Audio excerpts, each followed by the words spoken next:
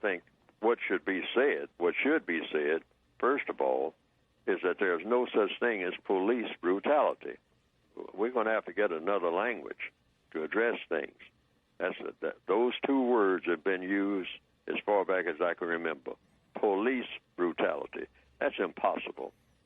It's impossible for a police officer to be brutal. Let's start looking at it that way. We need police.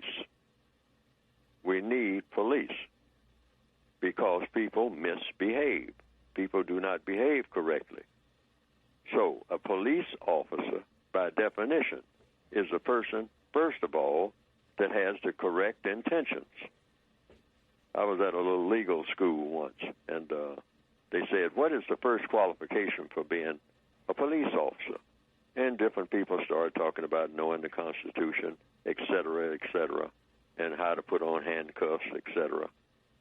And I spoke up and I said, the first qualification for preparing to be a law enforcement official is to have the correct intentions. Because I don't care what you know about law or anything else. If you don't have the correct intentions, you got no business carrying a badge, wearing a badge, and carrying a gun. None whatsoever. And you're not a police officer if you go in with that type of idea. You don't have correct intentions. You're going to mistreat people.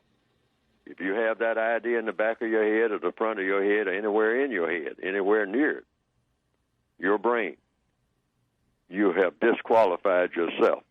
So if you're not a police officer, then what are you?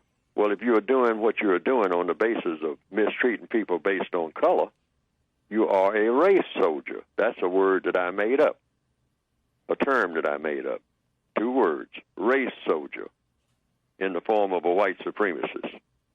Basically, that's what he is. A white supremacist is a white supremacist. They're not a member of anything, not even a member of a nation, because they are a nation. Any white person that believes in white supremacy, which means mistreating people based on color, is nothing else other than that. He or she is not a police officer. That's impossible. They are pretending to be that. So how do you address them? You can't call them, without who's going to back you up. You can't call them racist. You can't call them white supremacists. You can't call them race soldiers. But you can say suspected race soldier.